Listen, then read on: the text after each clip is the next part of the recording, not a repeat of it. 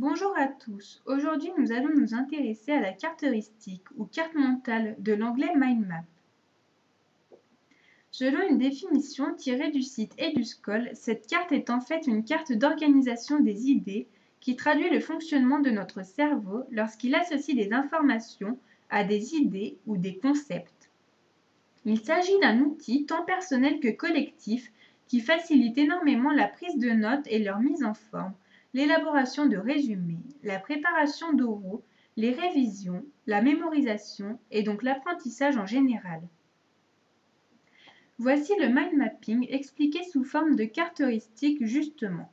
Ainsi on retrouve ses définitions, ses apports tels que le travail en équipe et une vision tant globale que détaillée d'un sujet, et ses applications déjà évoquées dans la diapositive précédente.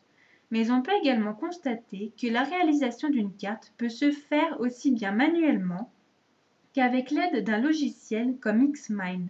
Mais dans tous les cas, la carte doit être colorée afin que l'on rapproche, sépare ou mette en relief les divers sous-sujets.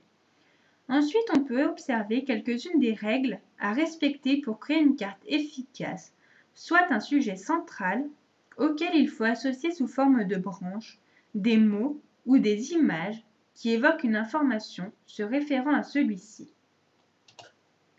À présent, je vais vous montrer quelques exemples de cartes heuristiques pour notre matière, à savoir l'espagnol. En premier, une carte du présent de l'indicatif espagnol avec des verbes réguliers, irréguliers, ainsi que du vocabulaire du quotidien, illustré par des pictogrammes afin que les élèves ne cherchent pas tous les mots dans le dictionnaire. La carte qui va suivre pourrait être créée à partir d'un texte comme celui-ci tiré du manuel Continentes première, dans lequel on nous expose la vie et l'œuvre de Goya avec ses différentes étapes.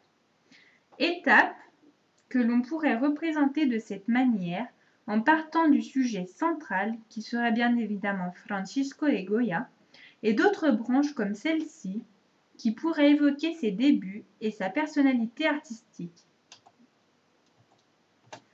Je vous présente maintenant le logiciel que je vais vous demander d'utiliser pour reproduire une carte. Il s'agit de Xmind que vous pourrez télécharger à cette adresse. Vous avez ci-dessous une capture de la page qui s'affichera lorsque vous démarrez un projet sous Xmind avec un sujet central à partir duquel j'ai créé la carte suivante. Il s'agit d'une carte complète au sujet du présent de l'indicatif espagnol, des activités du quotidien et de l'heure. Carte mentale qui paraît beaucoup plus ludique et intéressante à apprendre que ce simple tableau de conjugaison tiré du manuel Continentes première.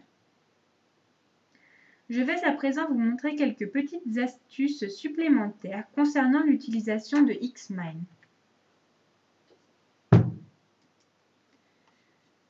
Si l'on reprend la carte que vous devez reproduire et compléter, vous voyez que lorsque l'on insère un sous-sujet, il est sous forme de branche et pour en modifier l'apparence, il faut aller dans l'onglet Propriétés, puis dans Forme et choisir dans notre cas Rectangle arrondi. Vous pouvez également modifier la police, qui sera pour nous Georgia, comme ceci, ainsi que la taille de l'écriture, par exemple 12. Pour introduire dans une branche un marqueur comme ce réveil, qui représente l'expression de l'heure, il faut aller dans l'onglet correspondant, comme ceci, et choisir le marqueur dont vous aurez besoin. Voilà. Enfin, pour modifier plusieurs branches à la fois, il vous suffit d'en sélectionner une et d'appuyer sur CTRL pour sélectionner les autres. La présentation est maintenant terminée, c'est donc à vous de jouer.